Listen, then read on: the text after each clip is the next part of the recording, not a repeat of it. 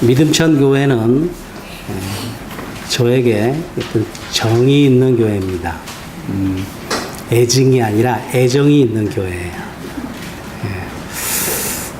믿음천 교회에 처음 발을 들였던 때가 언젠가 가만히 생각해 봤더니 1989년도에 처음 발을 디디면서 이 교회 일대 전도사가 됐습니다. 제 생에서 교회를 본교회에서 또 교회를 옮기는 것도 첫 번째로 쭉 어릴 때부터 신앙생활하던 교회를 떠나서 믿음천 교회를 오는 것도 첫 번째. 첫 번째가 참 이곳에서 제 인생에 많이 형성되었던 그런 기억이 있어요. 그래서 지금도 보면 다 아시는 분이다, 그죠? 네, 모르는 분 몇 분 빼고 다 아시는 분입니다. 좀 아쉬운 것은 목사님이 마음이 너무 좋으셔서 자유롭게 신앙생활해 이래가지고 2세들을 꽉 붙잡아서 본드로 여기 딱 붙여놓지 않고 자유롭게 딱 보내버렸더니 2세는 없고 1세다만 아직 남아있는 것 같아요. 저 같으면 2세들을 그냥 확 붙들어 놨을 텐데 그런 아쉬운 점이 좀 있지 않나 그런 생각을 가져봅니다. 저는 이제 28년 이제 목회 생활을 쭉 국내에서 해왔습니다. 지금은 일단 이 목사의 그 명칭을 좀 내려놓고 사회생활을 하는데요. 너무 좋습니다. 이 목사의 짐을 딱 내려놓으니까 얼마나 좋은지 몰라요. 제가 딱 목사라는 타이틀을 가지고 사회에 나가니까 할 수 있는 일이 아무것도 없어요. 저는 이제 뭐 스스로 은퇴를 한 거지만 국내 목회를 은퇴할 때에 은퇴 자금도 받지도 못했습니다. 제 그 퇴직금 10년 퇴직금 1,100만 원 받고 이렇게 나와서 1,100만 원으로 살려고 하니까 이 부산에서는 도저히 살 수가 없더라고요. 그래서 직장을 구하러 다니는데 이 목사 타이틀로는 아무도 취직을 안 시켜줍니다. 그래서 면접을 몇 번 봐도 일을 안 시켜주니까 일할 수가 없더라고요. 그래서 목사 타이틀을 잠깐 내려놓고 제가 면접을 봤는데 제가 잡기술이 좀 많아요. 전기도 만질 줄 알고 배관도 할 줄 알고 또 뭐 원예도 좀 할 줄 알고 시골에 있으면서 그런 거 집을 짓고 화장실을 막 스스로 만들고 하다 보니까 그런 잡기술이 많아서 그 잡기술을 하나 믿고 응시를 했더니 이 반송에 있는 운봉초등학교에서 첫 번째는 제 웃는 얼굴이 좋아서 그리고 잡기술이 많다고 하니까 거기에 현혹되어 가지고 저를 뽑아줘서 지금 거기서 제가 목사했던 그 과거 생활을 아무도 몰라요. 그냥 일 잘하는 사람이구나 이제 그렇게만 알고 근데 일을 하는데 아무튼 굉장히 좀 재밌습니다. 또 다른 삶을 살다 보니까 이런 삶에도 참 여러 가지 좋은 어떤 유익한 일들이 참 굉장히 많구나라고 하는 그런 생각을 좀 많이 가지고 이렇게 살고 있는데 이런 생활 자체가 이제 선교지에 가면 또 그 밑바탕이 또 될 거라는 생각을 또 가져봐요. 가보면 또 제가 그 일을 해야 되지 않습니까? 제가 가는 그 인도네시아 그 팔렘방 지역에 스카이 종족입니다. 근데 그 팔렘방 지역에서 한 3시간 정도 차를 타고 들어가면 스카이 종족들이 살고 있는 그 마을이 나오는데 그 팔렘방의 스카이 종족에 대한 그 이야기를 들었던 것은 한 15년 전이에요. 제 후배가 제 제자죠. 제자가 그 인도네시아의 그 팔렘방 그 스카이 종족을 품고 기도하고 있습니다, 목사님. 그래서 그때 관계를 가지면서 저도 호기심을 갖고 또 관심을 갖고 이렇게 거기를 위해서 이제 기도하는 중에 제 제자가 먼저 거기 가서 선교사로 파송이 된 이후에 계속 한 10년째 제가 후원을 쭉 해오는데 이 정보를 교환하면서 그 지역에 나도 가야겠다라고 하는 그런 마음들을 오래전부터 좀 품고 있었습니다. 그래서 어떤 이 교회 사정에 의해서 제가 사역을 내려놓으면서 발렘방 지역, 스마트라 이 북부 지역은 거의 한 99%가 모슬렘입니다. 모슬렘 지역이고, 그래서 이 목사 타이틀로는 들어갈 수가 없어요. 그래서 이 평신도도 아니고 기독교인으로 아닌 그런 일반 사람으로 이제 거기에 들어가야 되는데, 제일 어려운 점이 이제 비자를 받는 일입니다. 그래서 비즈니스 비자를 이제 좀 받아야 되는데 그것도 굉장히 어렵습니다. 그래서 모든 게 다 하나님 앞에 이제 의지를 해야 될 일인 거죠. 그래서 이 지금 목표가 팔렘방 지역에 지금 터전 이 커피 사업을 하고 있는데, 커피 사업을 하고 있는 그 발렘방 지역의 그 거처를 삼고 스카이어 종족을 향해서 이제 복음을 전하기 위해 이제 들어가는 이제 그 일이 이제 제 일이 되는 거죠. 그래서 저도 커피 사업의 한 일원이 되기 위해서 여기서 제가 바리스타 자격증을 좀 땄어요. 그래서 바리스타 자격증을 따가지고 커피 맛을 보다 보니까 커피에 심취해서 전 세계 커피 그 생두를 사다가 제가 볶아가지고 추출해서 이제 커피를 이제 마시면서 커피 매니아가 돼 있습니다. 근데 인도네시아 그 스마트라 지역의 커피가 굉장히 맛있습니다. 기회가 되면 제가 바리스타 2급이거든요. 그래서 한번 추출해서 나눠볼 기회도 있을지 모르겠어요. 아무튼 제 근황이 그렇습니다. 이를 위해서 기도해 주셨으면 좋겠습니다. 잠깐 기도하죠. 살아계신 하나님 감사합니다. 이제 말씀 전하려고 합니다. 특별히 제 마음과 제 머리를 지켜주시고 제 입술을 주장하여 주옵소서. 오늘 말씀이 하나님께서 하시는 말씀으로 우리 모두에게 은혜가 되게 하여 주옵소서. 예수님의 이름으로 기도하옵나이다. 아멘. 오늘 우리가 읽은 말씀을 제대로 이해하기 위해서는 12장에서 기근을 만난 이 아브라함이 남방 네게부에서 애굽으로 내려간 이 사실을 살펴볼 필요가 좀 있습니다. 이 아브라함이 기근을 만나 이 가나안에서 남방 이 네게부로 내려갔을 때 그의 신앙은 좀 완전히 무너져 있었습니다. 여기 남방 네게부라고 하는 곳은 좀 문제가 있는 장소 같아요. 왜냐하면 아브라함 이후에 또 하나님의 사람 엘리야 선지자도 이곳 남방 네겝에서 신앙의 문제를 드러낸 적이 있습니다. 엘리야는 3년 반 동안 비가 오지 않던 땅에 비를 내리게 하고 바알과 아세라 선지자 수백 명을 단칼에 참수하는 등의 놀라운 이적의 역사를 일으켰죠. 그런데 이세벨 왕비로부터 위협을 당하자 도망쳐서 로뎀 나무에 머리를 박고 차라리 자기를 죽여달라고 하나님께 원망의 기도를 드렸습니다. 그것이 바로 브엘세바를 지난 땅 남방 네게부입니다. 아브라함의 신앙이 와르르 무너진 그곳에서 엘리야의 신앙이 또 와르르 무너지고 있는 거죠. 하나님은 그러한 엘리야에게 까마귀를 통해서 떡과 물을 주어 힘을 내게 하신 다음에 다시 40주야를 광야에서 돌리십니다. 그리고 호렙산에서 다시 엘리야를 만나죠. 그의 신앙의 진보를 다시 확인하시는 겁니다. 거기서 하나님이 물으십니다.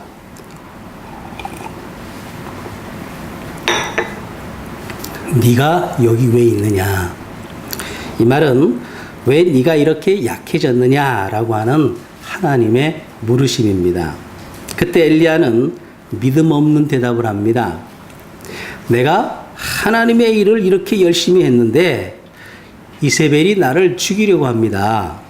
하나님, 이렇게 일을 하실 거면 차라리 저를 죽여주십시오. 이거는 하나님께 대드는 행위죠. 죽여달라고 하나님 앞에 대드는 겁니다. 그때 하나님께서 엘리야를 이 호렙산에 서게 하시고 엘리야에게 하나님이 이 땅에서 어떠한 방식으로 일을 하시는지를 가르치십니다. 열왕기상 한번 찾아볼까요? 열왕기상 19장 11절 12절 말씀.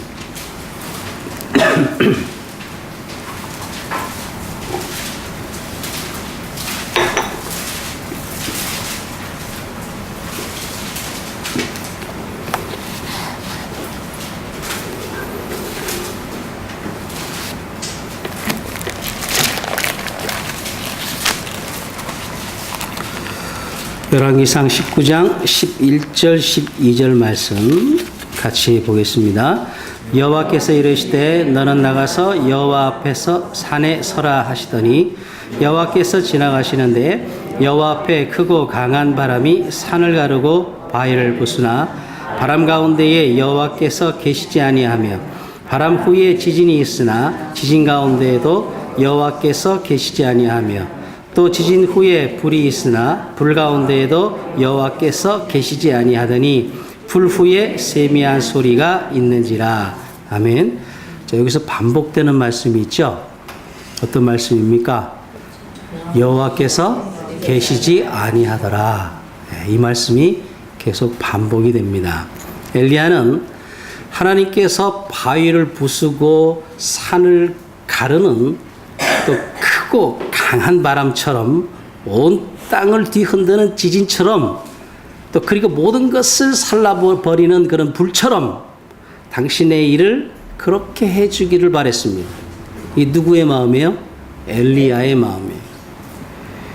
이세벨 같은 왕비 정도는 하나님의 이 손으로 단칼에 쳐 없애버리도록 그렇게 해주시기를 바랬는데 오히려 이세벨의 힘에 밀리고 자신의 생명을 위협하는 그 위협을 이길 만한 힘이 자신에게 없는 겁니다. 그때 엘리야가 하나님 왜 이런 식으로 일을 하십니까? 이렇게 대든 거죠.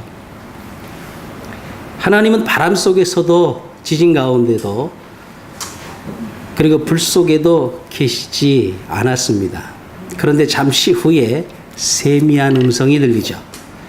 하나님은 바람이나 지진이나 불처럼 일을 하시는 분이 아니라 세미한 음성 속에서 그 음성을 듣고 쫓는 자들을 당신의 나라로 완성시키는 그런 방식으로 일을 하고 계신다는 것을 가르치고 계신 겁니다. 그러니까 하나님은 남방 네겝에서 엘리야와 아브라함에게 기적 같은 풍요나 기적 같은 승리를 주시지 않고 세미한 음성으로 너 이래도 내 말을 듣고 따라올 것이냐. 그들의 믿음을 시험을 하시는 겁니다.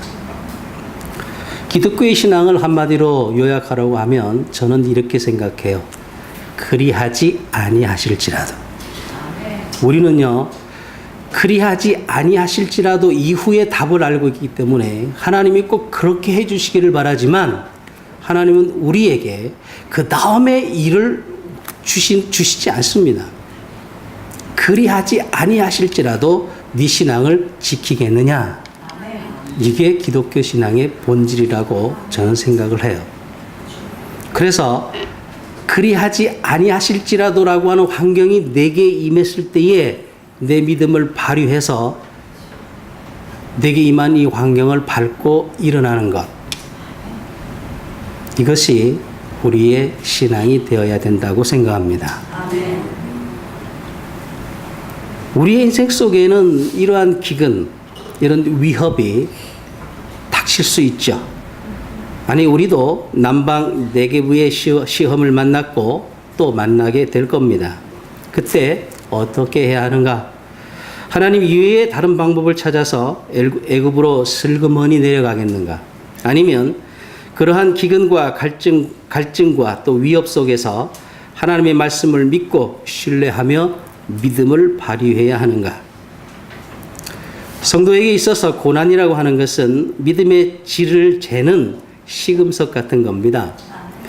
성도에게 있어서 그의 인생의 기근이나 갈증이나 세상으로부터 오는 그 위협이나 또 모함 같은 이런 것들은 비록 당시에는 견디기 힘든 고통일 수 있지만 결국 그러한 고통들은 성도의 신앙 성숙에 반드시 유익이 되게 되어 있습니다. 말씀이 그것을 우리에게 가르칩니다. 베드로전서 5장 9절로 10절 말씀에 보면 너희는 믿음을 굳건하게 하여 그를 대적하라. 이는 세상에 있는 너의 형제들도 동일한 고난을 당하는 줄을 알미라. 모든 은혜의 하나님 곧 그리스도 안에서 너희를 부르사 자기의 영원한 영광에 들어가게 하신 이가 잠깐 고난을 당한 너희를 한번 따라해 볼까요? 친히 온전하게 하시며 굳건하게 하시며 강하게 하시며 털을 견고하게 하시리라. 아멘 하면 좋겠습니다. 고난은 오히려 우리를 온전하게 하고 굳게 세우고 강하게 하고 기초를 튼튼하게 해주는 유익이라고 하는 겁니다. 여러 말씀들이 그렇게 증거를 하고 있습니다. 야고보서 1장 2절로 4절 말씀에 보면 내 형제들아 너희가 여러 가지 시험을 당하거든 온전히 기쁘게 여기라. 이는 너희의 믿음의 시련이 인내를 만들어내는 줄 너희가 알미라. 인내를 온전히 이루라. 이는 너희로 온전하고 구비하여 조금도 부족함이 없게 하려 하십니다. 아멘. 이렇게 우리 성도에게 닥치는 고난은 성도의 성숙에 커다란 유익이 되는 겁니다. 그런데 이러한 고난이 닥쳤을 때에 하나님께 그 고난의 이유에 대해 묻지 않고 순종의 예배를 드리지 않고 자기의 꾀를 의지해서 그것을 피해 세상의 다른 것을 움켜쥐게 되면 그는 그 시험에서 탈락하고 신앙의 퇴보를 하게 되는 거죠. 그렇게 되면 어떻게 될까요? 더 먼 길을 돌아와야 합니다. 한 번 떨어지면 금방 올 것 같은데 그 길이 2배로 멀어져요. 또 떨어지면 몇 배로 늘어날까요? 더 4배로 더 멀어지는 겁니다. 그 원리를 우리가 잘 알아야 됩니다. 수도사 에바그리오라고 하는 사람이 이런 말을 했습니다. 세탁하는 사람을 피하지 마십시오. 그들이 두드리고 짓밟고 펴면 당신의 옷은 깨끗해질 것입니다. 제가 목회를 하면서요, 참 정말 재미있고 정말 즐겁게 그런 목회들을 쭉 해왔는데 진안이라고 하는 곳에 8년 있으면서 이 수도사 에바그리오의 이 말을 굉장히 실질적으로 체험을 했습니다. 그런데 결과적으로 이 분노가 일어나고 어떻게 예수를 믿는 하나님의 이름을 부르는 자들의 모습이 저렇게밖에 안 될까 안타까워하고 그들을 마음에 품으려고 해도 품을 수 없는 그런 상태에서 막 괴로움에 막 하나님 앞에 나가서 막 부르짖고 할 때 결과적으로 그들의 모습은 저를 유익하게 하는 하나님의 손길이라고 하는 것을 점점 깨닫게 만들더라고요. 그래서 여기서 목사라고 하는 그 힘, 우리 교단은 그래도 목사 힘이 없는 것 같아도 좀 있습니다. 그래서 목사라고 하는 힘을 좀 가지고 이들을 뭐 치리하고 그냥 힘으로 눌러서 뭔가 내가 생각하고 있는 이런 목표를 좀 이뤄볼까 많은 이 갈등들을 했지만 그러나 제가 계속 설교해왔던 바가 뭐냐 그리스도인으로 살아라 목사가 아니라 그리스도인으로 살아라고 하는 하나님의 음성이 계속 들려왔기 때문에 그냥 다 포기하고 다 내려놓고 그냥 손해보는 그런 삶이 오히려 십자가의 삶이 아닌가 그런 생각을 갖고 다 내려놓을 수 있는 그런 여유가 생기게 된 거죠. 그래서 세탁하는 사람들을 피할 이유가 없습니다. 세탁하는 사람들과 맞서서 싸울 때에 영으로 싸우는 거죠. 믿음으로 싸워내는 겁니다. 이런 과정을 통해서 우리는 본토 친척 아비 집을 온전히 떠날 수 있게 되는 거고, 결국에는 모리아산에서 하나님의 말씀에 순종하기 위해 자신이 가장 사랑하는 아들마저도 떠날 수 있는 성숙한 신앙인으로 자리매김을 하게 되는 겁니다. 아브라함은 남방 네겝에서 그러한 하나님의 속내를 읽어내지 못하고 스스로의 힘으로 결핍을 채우기 위해서 애굽으로 내려갔습니다. 그렇게 하나님에 대한 신뢰를 잃어버린 아브라함의 마음에 이미 불신과 그로 인한 세상을 향한 두려움이 가득 차 있었습니다. 당시 애굽 고대 사회에는 힘 있는 권력자가 다른 집 처자가 마음에 들면 자신의 힘을 이용해서 그 처자를 자신의 것으로 삼을 수가 있었습니다. 이건 애굽의 당시 관습이죠. 만일 그 여자가 남편이 있는 여자면 보복을 피하기 위해서 그 남편을 죽이고 그 여자를 자신의 첩으로 삼았습니다. 아브라함은 그 사실을 알았던 겁니다. 그래서 애굽에 내려가자마자 대뜸 어떤 걱정이에요? 와이프 걱정이 아니라 자기 목숨 걱정을 하게 된 거죠. 사필귀정이라, 이런 말이 그대로 들어맞는 겁니다. 하나님을 의지하지 않고 자신에게로 애굽행을 결정한 아브라함에게 그러한 두려움이 찾아온 것은 당연한 겁니다. 아브라함이 75세에 하란을 떠났고 사라는 그보다 10살 아래였기 때문에 적어도 아마 65세 정도가 되었을 거예요. 그런데도 그 미모가 상당했던 겁니다. 곧바로 애굽왕 바로에게 보고가 되었을 정도니까 아마 얼마나 미인이었겠습니까? 자, 바로라고 하는 말은 큰 집이라고 하는 뜻입니다. 애굽에서 가장 큰 집의 주인은 바로 왕이 사라를 탐을 내고 있는 거죠. 아브라함은 자신이 살기 위해서 아내를 파는 쪽을 선택합니다. 인간이 하나님의 말씀을 떠나서 자기 꾀로 스스로를 보호하려고 할 때 나타나는 대표적인 현상입니다. 나의 유익을 위해 남을 죽이는 거예요. 12장 11절에서 13절까지를 잘 보면 아브라함은 자신이 살기 위해서 아내의 수치를 강요하고 있습니다. 성도의 삶은 자신의 손해로 이웃이 이득을 보는 그런 삶이 되어야 합니다. 그런데 아브라함은 자신이 살기 위해 아내를 수치스러운 자리로 몰고 나가고 있는 겁니다. 13절에 보면 그대는 나의 누이라 하라. 그러면 내가 그대로 말미암아 안전하고 내 목숨이 그대로 말미암아 보존되리라 라고 하는 말씀이 나오죠. 아브라함은 지금 자신의 아내가 애굽 남자와 동침을 하는 것이 자기에게 호의를 베풀어주는 미덕이다, 이렇게 말하고 있는 겁니다. 나의 유익을 위해서 내 아내의 희생이 당연한 것이라고 받아들이고 있는 거죠. 아브라함은 자신의 목숨을 보존하기 위해서 천하의 비겁한 짓을 하고 있는 겁니다. 사실 아브라함은 자신이 가는 곳마다 순종의 단을 쌓았습니다. 헌신의 단을 쌓았던 그런 사람입니다. 그런데 왜 이런 사람이 이렇게 쉽게 무너지고 있는가? 그것은 구원받은 성도라고 해도 여전히 그 속에 뭐가 있어요? 옛사람의 흔적을 갖고 있기 때문입니다. 성도가 자신 안에 심겨진 생명의 말씀을 쫓아서 살아가는 그 일에 게을러지면 인생의 기근을 만나게 될 때에 그는 즉시로 자기 안에 있는 옛사람에 대한 연정을 드러내게 됩니다. 아브라함은 애굽에서 자기에게 위기가 닥치자 자기 자신 속에 여전히 남아있는 옛사람에 대한 연정을 그대로 노출시켜버립니다. 나의 유익을 위해서 나 이외의 다른 이들의 희생을 불사하는 그런 옛사람의 모습이 그대로 폭로되고 있는 거죠. 아브라함이 그의 불신과 그로 인한 두려움에 의해서 하나님을 실망시키고 애굽으로 내려가서 자신의 배고픔을 해결하고 자신의 목숨을 구하기 위해 아내를 판 사건은 정말 파렴치한 사건입니다. 그런데 성경을 보면 희한하게 하나님은 애굽 왕 바로를 큰 매로 때리십니다. 매는 누가 맞아야 됩니까?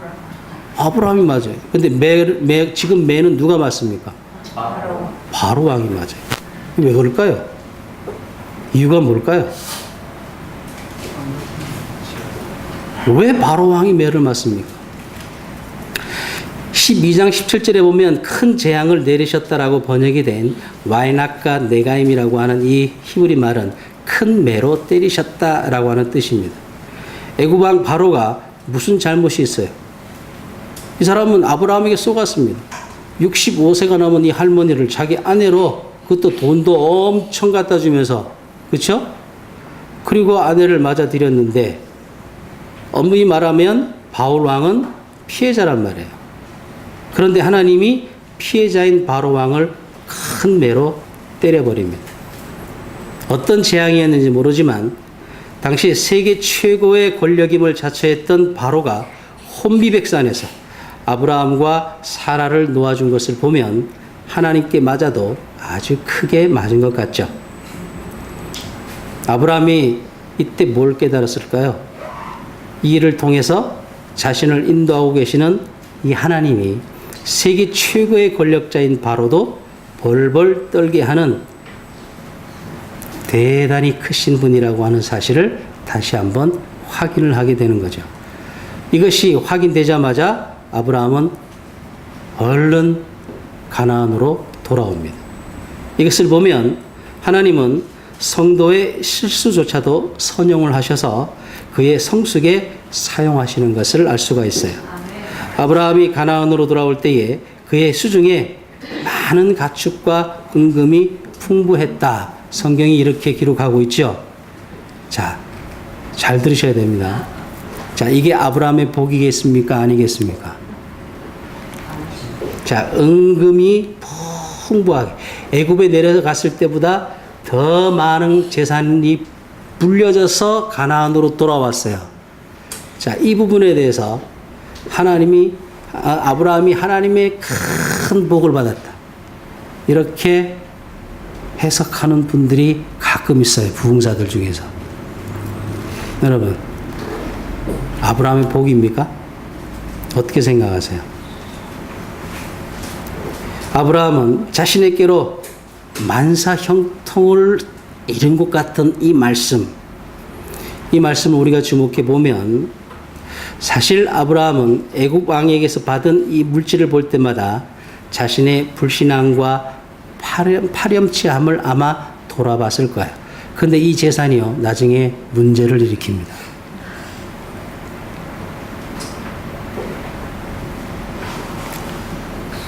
그러니까 불의한 재물은 성도의 복이 아니라 수치가 된다고 하는 거죠. 아브라함은 자신의 이 부끄러운 행동을 통해서 하나님이 어떤 분인가를 분명히 깨닫게 되어집니다. 그리고 하나님의 이 가르침의 이 손길을 통해서 이제 조금, 아주 많은 것이 아니라 이제 조금 성숙한 신앙인이 되어져 가고 있는 모습을 보여주고 있어요. 13장을 보면 아브라함이 롯과 헤어질 때에 네가 저하면 내가 우하고 네가 우하면 내가 저하리라. 이러한 이 아량과 관대함과 또 두려움이 없는 그런 믿음을 보여줍니다. 자, 기근이 무서워서 애굽으로 도망을 갔던 아브라함이 어떻게 이러한 아량과 관대함을 보여줄 수가 있었겠어요? 하나님으로부터 신앙의 훈련을 톡톡히 받았기 때문인 거죠. 하나님께서는 그렇게 우리에게 허락하시는 기근과 또 그 기근에 당당히 맞서지 못하고 실수하고 넘어지는 우리의 연약함까지도 선용을 하셔서 우리 안에 남아있는 옛것들을 몰아내시는 데에, 다른 말로 하면 우리 자신을 직시하게 하시고 그것을 도려내게 하시는 데에 사용을 하신다는 겁니다. 우리는 이러한 경험 속에서 내가 하나님보다 더 신뢰하고 믿는 것을, 여전히 내 속에 가지고 있는 것을 확인하게 되고 거기서 참회의 눈물을 흘리게 되며 하나님 앞에 한 발짝 더 가게 되는 겁니다. 자, 아브라함이 베델로 다시 올라가서 누구의 이름을 부릅니까? 하나님의 이름, 여호와 이름을 부르죠. 이 말씀 속에는 아브라함의 참회가 들어 있습니다. 하나님 이제 그렇게 살지 않기를 원합니다.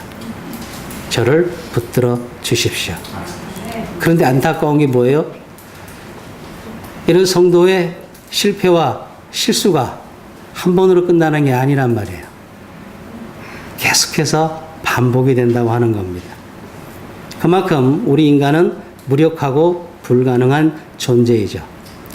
여기 13장에서 성숙한 신앙의 모습을 보여줬던 아브라함이 25년 후에 그랄 왕 아비멜렉 앞에 또 거짓말을 합니다. 그때 역시 똑같이 어떻게 해요? 너 때문에 내가 죽게 되었으니 네가 내 누이라고 말하라. 또 속이라고 똑같은 일을 반복합니다. 그런데 그 피가 유전이 되어서 50년 후에 그 아들 이삭이 똑같은 거짓말을 또 해요. 자신의 아내 리브가가 자신의 누이라고 또 이렇게 속입니다. 이렇게 성도의 신앙 여정은 그들의 실수와 실패로 점철되지만 하나님은 그 속에서도 반드시 우리의 신앙의 완성을 이루어 내시는 거예요. 그게 뭐냐? 복음입니다. 그게 우리의 복음이에요. 내가 만들어가는 것 같지만 누가 만들어가요? 하나님이 나를 만들어갑니다.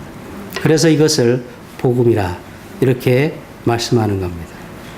그러면 이렇게 우리를 복음 안에서 우리를 만들어 가시는 그 하나님 앞에 우리가 어떤 모습으로 살아야 하겠습니까? 어떤 결심을 해야 되겠습니까? 여러분, 전도라고 하는 건요, 전도지 한 장 주고 교회 나오면 복 받습니다. 이게 전도가 아니에요. 오늘날에 한국의 전도는 강권에서 내 집을 채우라, 이런 방식으로 지금까지 계속 이어져 왔습니다. 거기에서 발생되는 폐해가 얼마나 큰지 몰라요. 예수 믿으면 복 받습니까? 제가 말하는 이 복이 어떤 복이에요? 세상 복으로 도배질하는 그런 복, 이런 복을 받나요? 예수 믿으면 더 어려워져요. 여러분 분명히 아십시오. 저는요, 이 복음을 전하다가 교회에서 욕을 많이 먹었습니다. 그러나 끝까지 이 복음을 포기하지 않고 전했습니다. 한번 따라해 볼까요? 예수 믿으면 더 어려워진다. 예수 믿으면 더 어려워져요. 진짜 예수를 믿으면 더 힘든 생활을 해야 됩니다. 제 십자가를 지고 나를 따르라. 자, 이것이 우리의 사명인 줄 믿습니까? 십자가의 길이 뭔지 아세요? 십자가의 길은 죽으라는 겁니다. 즉 예수 믿는 것은 죽는 거예요. 예수님은 십자가를 지고 죽으셨습니다. 그럼 네 십자가를 지고 나를 따르라고 하는 것은 뭐예요? 죽으라는 거예요. 세상 속에서 죽으라는 겁니다. 죽는 모습이 어떻게 나타나야 되느냐? 하나님의 백성다운 모습으로, 손해보는 모습으로 나타나야 됩니다. 그런데 세상이 추구하는 힘의 방식, 그들이 추구하는 이 권력의 방식으로 그리스도인들이 살려고 하니까, 교회가 그런 방식으로 살려고 하니까 지탄의 대상이 되는 겁니다. 오늘날 교회가 지탄의 대상이 된 이유가 뭐예요? 세상이 쫓는 그 방식 그대로 힘을 쫓고 권력을 쫓고 명예를 쫓는 그런 삶을 살았기 때문에 지탄을 받는 거죠. 그 속에 있는 자칭 그리스도인이라고 하는 자들이 똑같이 그런 모습으로 배운 그대로 살다 보니까 교회가 지탄을 받는 겁니다. 그런데 지탄을 받는 결과가 어떻게 되어집니까? 하나님을 모욕하는 결과, 하나님을 욕되게 하는 결과로 나타나게 되는 거죠. 아브라함도 자신이 잘못한 그 행위로 인하여서 하나님께 큰 욕을 돌립니다. 네가 어찌하여 그리하였느냐? 바로 왕이 아브라함을 향하여서 네가 어찌하여 그리하였느냐? 네 하나님이 내 꿈에 나타나서 말씀해 주지 않았다면 나는 큰 죄를 범할 뻔하였도다.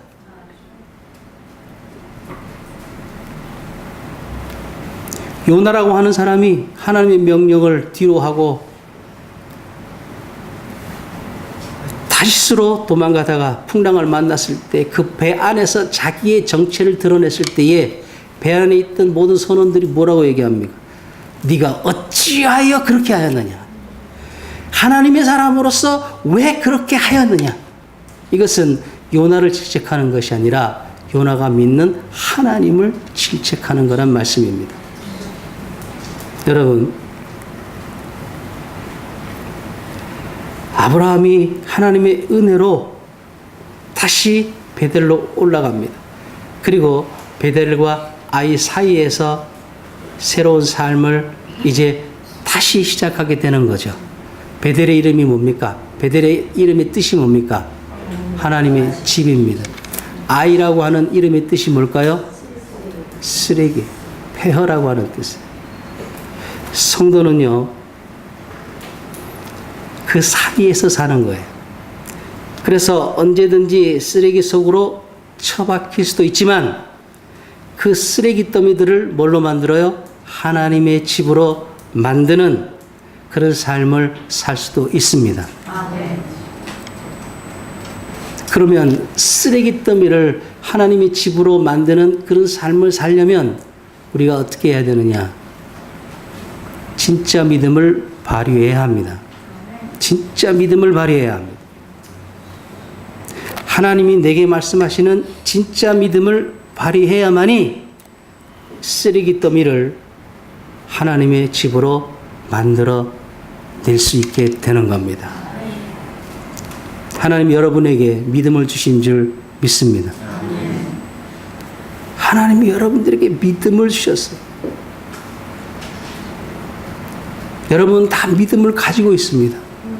그러면 그 믿음을 어떻게 사용하느냐? 그건 여러분의 선택이에요. 여러분이 선택하는 거예요. 베델의 삶을 사느냐, 아이의 삶을 사느냐, 폐허의 삶을 사느냐. 그래서 내가 내 믿음을 하나님 앞에서 온전히 잘 선용할 때에 하나님의 은혜의 역사가 정말 이 땅에 살면서 힘들고 어려운 시련 가운데서도 하나님을 빛나게 하는 진짜 성도의 모습으로 살아가게 될 줄 믿습니다.